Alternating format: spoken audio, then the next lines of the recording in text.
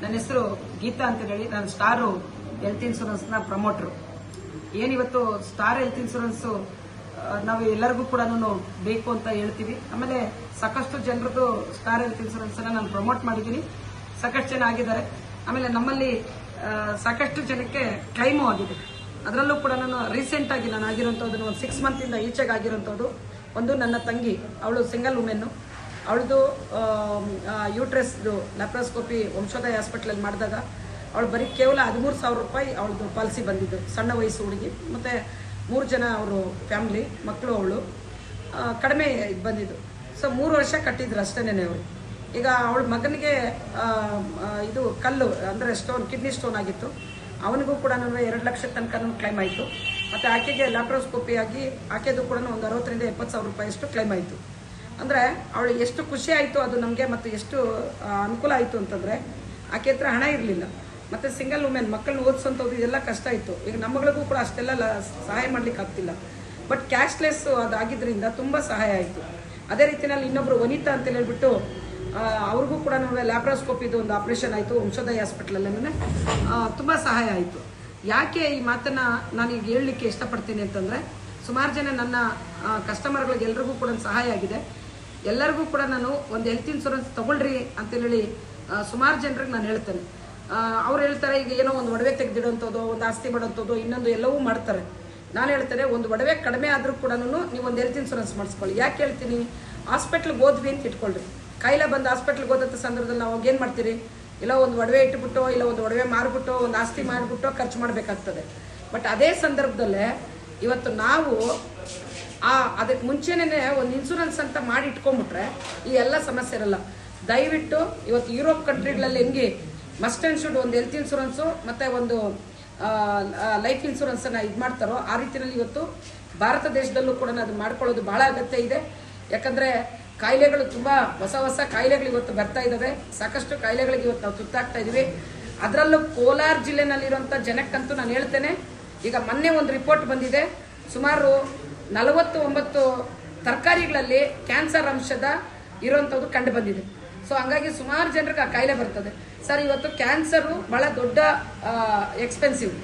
ಇವತ್ತು ಅದೇನಾದರೂ ಕರೆಕ್ಟಾಗಿ ಟ್ರೀಟ್ಮೆಂಟ್ ತಗೊಳ್ಲಿಕ್ಕೆ ಆಗ್ಬಿಟ್ರೆ ಸುಮಾರು ಜನ ಇವತ್ತು ಉಳ್ಕೊಳ್ಳಿಕ್ಕೂ ಅವಕಾಶ ಇರ್ತದೆ. ಯಾಕೆ ಬಡವರು ತಗೊಳ್ಲಿಕ್ಕಾಗಲ್ಲ ಅಂತಂದರೆ, ಅದು ಖರ್ಚು ಜಾಸ್ತಿ ಬರ್ತದೆ. ಆ ಖರ್ಚು ಜಾಸ್ತಿ ಬರುವಾಗ ಅದನ್ನು ಭರಿಸ್ಲಿಕ್ಕೆ ಆಗದೇನೆ ಎಷ್ಟೋ ಜನ ಇವತ್ತು ಆರೋಗ್ಯನ ಅಂದರೆ ಜೀವನ ಕಳ್ಕೊಳ್ತಾ ಇದ್ದಾರೆ. ಬಹಳ ಮೌಲ್ಯಯುತವಾದಂಥ ಜೀವಗಳನ್ನು ಇವತ್ತು ಕಳ್ಕೊಳ್ತಾ ಇದ್ದಾರೆ. ಅದಕ್ಕಾಗಿ ನಾನು ಎಲ್ಲರಿಗೂ ರಿಕ್ವೆಸ್ಟ್ ಮಾಡೋಂಥದ್ದು, ನಿಮ್ಮ ಮನೆಯಲ್ಲಿ ಒಂದು ಒಡವೆ ಇಲ್ಲದೆ ಇದ್ರೂ ಪರವಾಗಿಲ್ಲ, ಒಂದು ಆಸ್ತಿ ಕಡಿಮೆ ಆದರೂ ಪರವಾಗಿಲ್ಲ, ದಯವಿಟ್ಟು ಎಲ್ಲರೂ ಕೂಡ ಒಂದು ಹೆಲ್ತ್ ಇನ್ಶೂರೆನ್ಸನ್ನು ಮಾಡಿಕೊಳ್ಳ್ರಿ. ಆ ಹೆಲ್ತ್ ಇನ್ಶೂರೆನ್ಸ್ ಮಾಡ್ಕೊಳ್ಳೋದ್ರಿಂದ ಸಾಕಷ್ಟು ಜನರಿಗೆ ಸಹಾಯ ಆಗ್ತದೆ. ಕೆಲವರು ಅನ್ಕೊಂತೀರಿ, ಅಯ್ಯೋ ನಾನು 2 ವರ್ಷ ಕಟ್ಟಿದೆ, 3 ವರ್ಷ ಕಟ್ಟಿದೆ, 4 ವರ್ಷ ಕಟ್ಟಿದೆ, ಏನೂ ಬರಲಿಲ್ಲ ಅಂತ ಹೇಳಿ. ಉದಾಹರಣೆಗೆ ನನ್ನ ತಂಗಿನೇ ಹೇಳಿದ್ಲು, 3 ವರ್ಷದಿಂದ ಕಟ್ತಾ ಇದ್ನಿ, ಏನೂ ಉಪಯೋಗ ಆಗಿಲ್ಲ, ಮತ್ತೆ ನಾವು ದುಡ್ಡು ಕಟ್ಟಬೇಕಾ ಅಂತ. ಆದರೆ ಮೊನ್ನೆ ಆಕೆಗೆ ಹೇಳಿದೆ, ಇಷ್ಟು ದುಡ್ಡು ಖರ್ಚಾಗಿದೆಯಲ್ಲಮ್ಮ, ನೀನು ಕಟ್ಟಿರೋಂಥದ್ದು ಬರೀ 43,000, ಆದರೆ 36,000 ನೀವು ಕಟ್ಟಿರೋಂಥದ್ದು. ಬಟ್ ಈಗ ನಿನಗೆ ಇಷ್ಟೊಂದು ದುಡ್ಡು ಕ್ಲೈಮ್ ಆಯ್ತಲ್ಲ, ಉಳಿದಿದ್ದ ಹಣ ವಾಪಸ್ ಕೊಡ್ತೀಯಾ ಅಂತ ಕೇಳಿದೆ. ಹಂಗಾಗಿ ಇನ್ನು ಎರಡನೇದು ಏನಂದ್ರೆ, ನನ್ನ ಕಸ್ಟಮರ್ ಇನ್ನೊಬ್ರು ಹೇಳಿದ್ರು, ನಾವು ತುಂಬ ಉಪಯೋಗ ಆಯಿತು ಅಂತೇಳಿ ನಾವು ಹೋಗಿದ ತಕ್ಷಣ ನಮಸ್ತೆ ಮಾಡಿದ್ರು. ಯಾಕೆ ಅಂತ ಕೇಳಿದ್ರೆ, ನನಗೆ ಕಟ್ಟಿದ್ದು ನಾನು ಬರೀ 46,000 ರೂಪಾಯಿ, ನನಗೆ ಕ್ಲೈಮ್ ಆಗಿದ್ದು 3,60,000 ರೂಪಾಯಿ. ಸೊ ಹಂಗಾಗಿ ನಿಮಗೆ ತುಂಬ ಧನ್ಯವಾದ ಹೇಳ್ತೀನಿ. ಯಾಕೆ ಅಂತಂದರೆ, ಇವತ್ತು ಬೇರೆಯವರೆಲ್ಲ ಕಟ್ಟಿದ್ದ ಹಣ ನನಗೆ ಅದು ಆರೋಗ್ಯಕ್ಕೆ ಸಹಾಯ ಆಗಿದೆ. ಹಂಗಾಗಿ ನಾವು ಇನ್ಶೂರೆನ್ಸ್ ಕಟ್ಟೋಂಥದ್ದು ನಮಗೇನು ಉಪಯೋಗ ಅನ್ಕೊಂತೀವಿ, ನಾವು ಕಟ್ಟೋಂಥದ್ದು ಇನ್ನೊಂದಷ್ಟು ಜನಕ್ಕೂ ಕೂಡ ಉಪಯೋಗ ಆಗ್ತದೆ ಅನ್ನೋಂಥದ್ದನ್ನು ಕೂಡ ಮಾತಾಡಿದ್ರು. ಇವೆಲ್ಲವೂ ಕೂಡ ಇದರಲ್ಲಿ ಇದಾವೆ. ಹಂಗಾಗಿ ದಯವಿಟ್ಟು ನಾನು ಹೇಳೋಂಥದ್ದು, ಎಲ್ಲರೂ ಕೂಡ ಒಂದು ಹೆಲ್ತ್ ಇನ್ಶೂರೆನ್ಸನ್ನು ಮಾಡಿಸ್ಕೊಳ್ರಿ ಅಂತ ಹೇಳ್ತೀವಿ. ಆಮೇಲೆ ಸ್ಟಾರ್ ಹೆಲ್ತ್ ಇನ್ಶೂರೆನ್ಸ್ ವಿಚಾರಕ್ಕೆ ಸಂಬಂಧಪಟ್ಟಂಗೆ ಸಾಕಷ್ಟು ಜನರು ಹೇಳ್ತಾರೆ ಕ್ಲೈಮ್ ಆಗಲ್ಲ ಇನ್ನೊಂದು ಅಂತೇಳಿ. ಖಂಡಿತವಾಗಿ ಕ್ಲೈಮ್ ಆಗ್ತದೆ. ಏನು ಅಂತಂದರೆ, ಆ ರೂಲ್ಸನ್ನು ನಾವು ಫಾಲೋ ಮಾಡಬೇಕಾಗ್ತದೆ. ಪ್ರತಿಯೊಂದು ಇನ್ಶೂರೆನ್ಸಲ್ಲೂ ಪ್ರತಿಯೊಂದರಲ್ಲೂ ಕೂಡ ಒಂದು ಕಂಡೀಷನ್ಸ್ ಇರ್ತದೆ. ಆ ಕಂಡೀಷನ್ಸನ್ನು ಕರೆಕ್ಟಾಗಿ ನಾವು ಫಾಲೋ ಮಾಡಿದ್ರೆ, ಆಮೇಲೆ ಆ ಕಂಡೀಷನ್ಸನ್ನು ಎಲ್ಲರೂ ಕೂಡ ಕರೆಕ್ಟಾಗಿ ಅರ್ಥ ಮಾಡಿಕೊಂಡ್ರೆ ಸಮಸ್ಯೆ ಬರಲ್ಲ, ಗೊಂದಲ ಬರಲ್ಲ. ಅಥವಾ ನಮ್ಮ ಏಜೆಂಟ್ಗಳು ಕೂಡ ಆಲ್ಮೋಸ್ಟ್ ಎಲ್ಲರೂ ಕೂಡ ಕರೆಕ್ಟಾಗಿ ಹೇಳ್ತಾರೆ. ಅಕಸ್ಮಾತ್ ಯಾರನ್ನ ಕನ್ಫ್ಯೂಷನ್ಸ್ ಮಾಡಿದ್ರೆ ಕಸ್ಟಮರ್ಸ್ ಕೂಡ ತಿಳ್ಕೊಬೇಕು, ಏನು ಇರುವಂಥ ಕಾಯಿಲೆಗಳಿಗೆ, ಎಲ್ಲ ಕಾಯಿಲೆಗಳಿಗೂ ಯಾರು ಕೂಡ ಇಡೀ ದೇಶದಲ್ಲಿ ಯಾರು ಕೂಡ ಇನ್ಶೂರೆನ್ಸ್ ಕೊಡಲ್ಲ.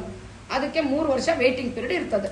ಸೊ ಇನ್ನು ಎರಡನೇದಾಗಿ ಇನ್ನು ಕೆಲವು ಕಾಯಿಲೆಗಳಿಗಂತೂ 2 ವರ್ಷ ವೇಟಿಂಗ್ ಪೀರಿಯಡ್ ಇರ್ತದೆ. ಏನು ಕೆಲವು ಕಾಯಿಲೆಗಳು, ಅದು ಸ್ಪೈನ್ ಇದಿರ್ಬೋದು, ಆಮೇಲೆ ಲೀನ್ ಇದು ಅಂದ್ರೆ ಮೊಣಕಾಲ್ ಚಿಪ್ಪು ಬದಲಾವಣೆದಿರ್ಬೋದು, ಆಮೇಲೆ ಅರ್ನಿಯಾದಿರ್ಬೋದು, ಅಪೆಂಡಿಸಿಟಿಸ್ ಇದಿರ್ಬೋದು, ಆಮೇಲೆ ಕಣ್ಣದಿರ್ಬೋದು, ಹಲ್ಲಿರ್ಬೋದು.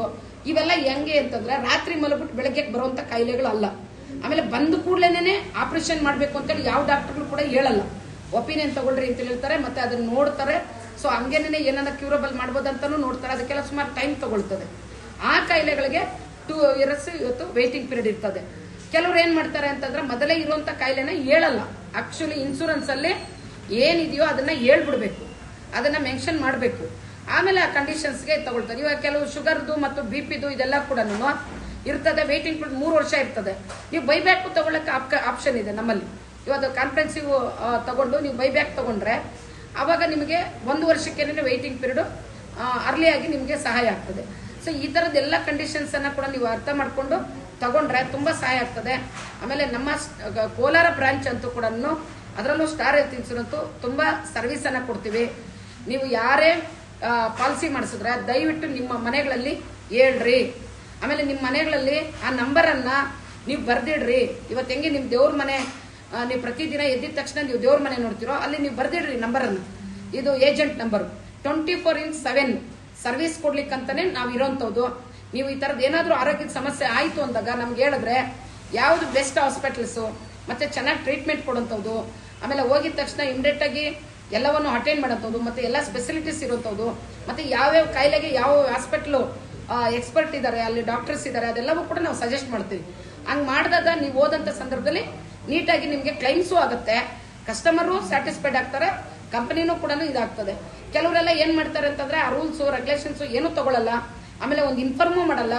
ಇವರೆಷ್ಟು ಹೋಗ್ಬಿಡ್ತಾರೆ, ಹಾಸ್ಪಿಟಲ್ಗಳಲ್ಲಿ ಅಡ್ಮಿಟ್ ಆಗ್ತಾರೆ. ಕೆಲವು ಹಾಸ್ಪಿಟಲ್ಗಳು ಎಲ್ಲರೂ ಮಾಡಲ್ಲ, ಕೆಲವು ಹಾಸ್ಪಿಟಲ್ಗಳಂತೂ ಖಂಡಿತವಾಗಿ ಕೂಡ ಕಮರ್ಷಿಯಲ್ ಆಗಿ ನೋಡ್ತಾರೆ, ಕನ್ಫ್ಯೂಷನ್ಸ್ ಮಾಡ್ತಾರೆ. ಅಂತ ಸಂದರ್ಭದಲ್ಲಿ ಏನಾಗ್ಬಿಡ್ತದೆ, ಇಮ್ಮಿಡಿಯೇಟ್ ಆಗಿ ನೀವು ತಪ್ಪು ತಿಳ್ಕೊಳ್ಳೋದು ಡಾಕ್ಟರ್ ಮಾಡಿರೋ ತಪ್ಪಿಗೆ, ಹಾಸ್ಪಿಟಲ್ ಅವ್ರು ಮಾಡಿರೋ ತಪ್ಪಿಗೆ, ಮತ್ತೆ ನೀವು ಮಾಡಿರೋ ತಪ್ಪಿಗೆ ಇಮ್ಮಿಡಿಯೇಟ್ ಆಗಿ ನೀವು ಹೇಳೋಂಥದ್ದು ಏನು ಅಂತಂದ್ರೆ ಸ್ಟಾರ್ ಹೆಲ್ತ್ ಇನ್ಶೂರೆನ್ಸ್ ಸರಿ ಇಲ್ಲ ಅಂತ ನಾ ಹೇಳ್ತೇವೆ. ಈಗ ನಾವಂತೂ ತುಂಬಾ ಕ್ಲೈಮ್ಸ್ ಅನ್ನ ಕೊಟ್ಟಿದ್ದೀವಿ. ಖಂಡಿತವಾಗಿ ನಾನು ಎಲ್ಲ ಕಸ್ಟಮರ್ಸ್ ಹೇಳ್ತೇನೆ, ನಾವು ಬೇರೆ ಬೇರೆ ಏಜೆಂಟ್ ಕಸ್ಟಮರು ನಮ್ಮನ್ನು ಕೇಳಿದ್ರೆ ನಾವು ಸರ್ವಿಸ್ ಅನ್ನ ಕೊಡ್ತೇವೆ. ಯಾಕೆ ಅಂತಂದ್ರೆ ಅದು ನಮ್ಮ ಕರ್ತವ್ಯ ಮತ್ತು ನಮ್ಮ ಕಮಿಟ್ಮೆಂಟ್ ಕೂಡ. ನಾವು ಅದನ್ನು ಕರೆಕ್ಟ್ ಆಗಿ ನೀವು ಗೈಡ್ ತಗೊಂಡು ನೀವು ಹೋದ್ರಿ ಅಂತಂದ್ರೆ ಸಮಸ್ಯೆಗಳು ಬರುವುದಿಲ್ಲ. ಆಮೇಲೆ ಸ್ಟಾರ್ ಹೆಲ್ತ್ ಇನ್ಶೂರೆನ್ಸ್ ಅಲ್ಲಿ ಕ್ಲೈಮ್ಸ್ ಆಗ್ತಾ ಇಲ್ಲ ಅಂತ ಹೇಳುವಂಥದ್ದು ಸುಳ್ಳು. ಇವತ್ತು ಇಡೀ ಪ್ಯಾನ್ ಇಂಡಿಯಾದಲ್ಲೇ ಚೆಕ್ ಮಾಡ್ಲಿ, ಹೈಯೆಸ್ಟ್ ಕ್ಲೈಮ್ಸ್ ಆಗ್ತಾ ಇರುವಂತದ್ದು ಇವತ್ತು ಸ್ಟಾರ್ ಇಂದಾನೇ. ಮತ್ತು ಕೋಲಾರ ಬ್ರಾಂಚ್ ಇಂದ ಕೂಡ ಹೈಯೆಸ್ಟ್ ಕ್ಲೈಮ್ಸ್ ಆಗಿರುವಂತದ್ದು ಕೂಡ ಕೋಲಾರ ಬ್ರಾಂಚ್ ಇಂದ.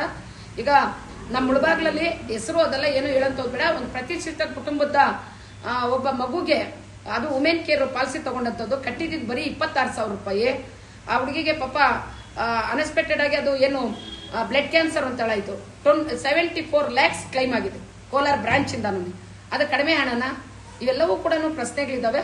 ಸುಮ್ಮನೆ ಉಡಾಪೆಯಾಗಿ ಏನೋ ಜನರಲ್ ಆಗಿ ಯಾರೋ ಒಬ್ರು ಒಂದು ಮಾತಾಡ್ಬಿಡ್ತಾರೆ, ಮತ್ತೆ ಏನೋ ಒಂದು ಮಾತಾಡ್ಬಿಡ್ತಾರೆ. ಆಮೇಲೆ ಪಾಲಿಸಿ ಮಾಡುವಾಗ ನಾವು ಕ್ಲೈಂಟ್ಸ್ ಹೇಳಿರ್ತೀವಿ, ಖಂಡಿತವಾಗಿ ನಾವು ಎಕ್ಸ್ಪ್ಲೈನ್ ಮಾಡ್ತೀವಿ. ನೀವು ಅವಾಗ ಏನ್ ಮಾಡ್ತೀರಿ, ಚಿಕ್ಕದ್ ಕೊಡ್ರಿ ಸಾಕು ಅಂತೀರಿ, ಅತಿ ಕಡಿಮೆ ಕಟ್ಟಂತದ್ದು ಯಾವ್ದು ನೋಡ್ರಿ ಅಂತ ಹೇಳ್ತೀರಿ. ಆದ್ರೆ ನಾವ್ ಹೇಳ್ತೇವೆ ಎಲ್ಲದಕ್ಕೂ ಬಜೆಟ್ ಹಾಕ್ಬೋದು, ಆರೋಗ್ಯಕ್ಕೆ ಬಜೆಟ್ ಹಾಕಕ್ಕಾಗಲ್ಲ. ಅದಕ್ಕೆ ದಯವಿಟ್ಟು ನಾವೇನ್ ಹೇಳ್ತೀವಿ, ಇವತ್ತು ಆರೋಗ್ಯದಲ್ಲಿ ದೊಡ್ಡ ಕಾಯಿಲೆ ಅಂತಂದ್ರೆ ಯಾವುದು, ನಮಗೆ ಕ್ಯಾನ್ಸರ್. ಸೊ ಕ್ಯಾನ್ಸರ್ ಇವತ್ತು ಹೆಚ್ಚು ಕೋಲಾರ ಜಿಲ್ಲೆ ಅಂತೂ ಬಹಳ ಹೆಚ್ಚು ಜನ ಕ್ಯಾನ್ಸರ್ ತುತ್ತಾಗ್ತಾ ಇದ್ದಾರೆ. ಅದಕ್ಕೆ ನಾವೇನ್ ಹೇಳ್ತೀವಿ, ಆದಷ್ಟು ಕೂಡ ದೊಡ್ಡ ಪಾಲಿಸಿಯನ್ನೇ ಮಾಡಿಸ್ಕೊಳ್ರಿ ಅಂತ ಹೇಳ್ತೀವಿ. ಅದೇನ್ ಬಹಳ ಹಣ ಏನ್ ಜಾಸ್ತಿ ಬಂದ್ಬಿಡುದಿಲ್ಲ. ಮತ್ತೆ EMI ಆಪ್ಷನ್ಸ್ ಇದೆ, ಇದೆಲ್ಲವೂ ಕೂಡ ನೋಡಿ ಮಾಡ್ಕೋಬಹುದು. ನಾವು ಅದ್ ಮಾಡ್ಕೊಳ್ಳಲ್ಲ.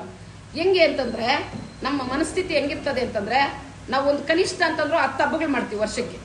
ಒಂದು ಹಬ್ಬಕ್ಕೆ ಕನಿಷ್ಠ ಅಂತಂದ್ರು 4,000 5,000, ಕೆಲವೆಲ್ಲ ವರಲಕ್ಷ್ಮಿ ಆ ತರದ ಹಬ್ಬಗಳು ಬಂದ್ಬಿಟ್ರೆ 10,000 15,000 20,000 25,000 ಖರ್ಚು ಮಾಡ್ತೀವಿ.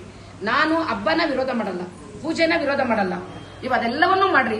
ದೇವ್ರಿಗೆ ಬೇಕಾಗಿರುವಂತದ್ದು ಹಣ್ಣು, ಕಾಯಿ, ಕರ್ಪೂರ, ಊದ್ಬತ್ತಿ. ಆದ್ರೆ ಅವ್ರು ಖರ್ಚು ಮಾಡು ಅಂತ ಹೇಳಲ್ಲ, ಅದ್ರ ಹೆಸರಿನಲ್ಲಿ ನಾವು ಖರ್ಚು ಮಾಡ್ಕೊಂತೀವಿ. ಬಟ್ ಆ ಹಣನ ಇನ್ಸೂರೆನ್ಸ್ಗೆ ಅಂತ ಇಟ್ರೆ ನಾಳೆ ನಮ್ಮ ಕುಟುಂಬ ಸೇಫ್ ಆಗಿರ್ತದೆ. ಇವತ್ತು ಇನ್ಸೂರೆನ್ಸ್ ನಾವು 1 ಕೋಟಿ ರೂಪಾಯಿ ಇನ್ಸೂರೆನ್ಸ್ ತಗೊಂಡಿವಿ ಅಂತಂದ್ರೆ ನಾವು ರಿಸರ್ವ್ ಮಾಡಿಟ್ಟಂಗೆ ನಾಳೆ ನಮ್ಗೆ ಏನೇ ಸಮಸ್ಯೆ ಬರ್ಲಿನಪ್ಪ, ಏನೇ ಇದಾಗ್ಲಿ ನನ್ನ ಕುಟುಂಬ ಸಫರ್ ಆಗಲ್ಲ ಅಂತ ಹೇಳಿ. ಸರ್ ನಾವೇ ಹೇಳ್ತೇವೆ. ನನಗೆ ಅಭಯ ಹಾಸ್ಪಿಟಲ್ ಡಾಕ್ಟರ್ ಜಗದೀಶ್ ಅವರು ನಮ್ಮನ್ನೇ ಬೈದ್ರು. ನಾನು 4 ವರ್ಷದ ಹಿಂದ್ಗಡೆ ನನ್ನ ಗಂಡನ ಹಾಸ್ಪಿಟಲ್ ಅಲ್ಲಿ ಅಡ್ಮಿಟ್ ಮಾಡಿದಂತ ಸಂದರ್ಭದಲ್ಲಿ ಸುಮಾರು ನನಗೆ 8 ಲಕ್ಷ ರೂಪಾಯಿ ಬಿಲ್ ಆಯ್ತು.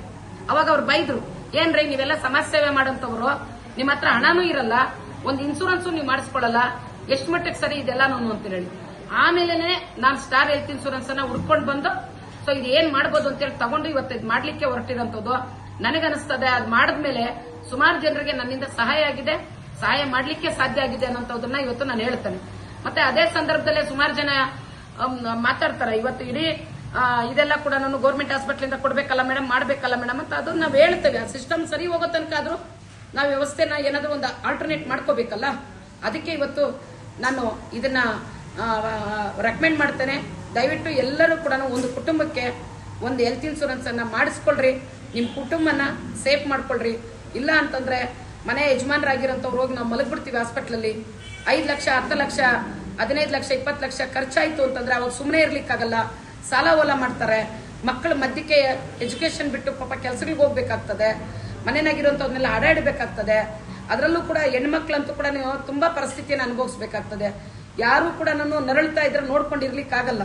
ಸೊ ಅವಾಗ ಇದ್ದಿದ್ದು ಬದ್ದಿದ್ದು ಎಲ್ಲವನ್ನೂ ಕಳ್ಕೊಂಡು ಜೀವನ ಪರ್ಯಂತ ಇವ್ರೇನು ಹೆಂಡತಿ ಮಕ್ಕಳಿಗೆ ಅಂತೇಳಿ ಕಷ್ಟಪಟ್ಟು ಸಂಪಾದನೆ ಮಾಡಿರ್ತಾರೋ, ಆ ಸಂಪಾದನೆ ಮಾಡಿಟ್ಟಿರುವಂತ ಒಂದು ಸೈಟೋ, ಒಂದಷ್ಟು ಮನೆನೋ, ಒಂದಷ್ಟು ಒಡವೆನೋ ಎಲ್ಲವನ್ನೂ ಕೂಡ ನಮ್ಮ ಕಾಲದಲ್ಲೇನೆ ನಾವಿದ್ದಂಗೆನೆ ಅದನ್ನ ಕಳೆದ್ಬಿಟ್ಟು ಹೋಗ್ಬಿಡುವಂತ ಪರಿಸ್ಥಿತಿಗೆ ನಾವು ತಗೊಂಡ್ಬರ್ತೀವಿ. ಅದು ಆಗ್ಬಾರ್ದು ಅಂತಂದ್ರೆ ಎಲ್ಲರೂ ದಯವಿಟ್ಟು ಒಂದು ಹೆಲ್ತ್ ಇನ್ಶೂರೆನ್ಸ್ ಅನ್ನ ಮಾಡಿಸ್ಕೊಳ್ರಿ ಅಂತೇಳಿ ರೆಕಮೆಂಡ್ ಮಾಡ್ತೀವಿ ಸರ್.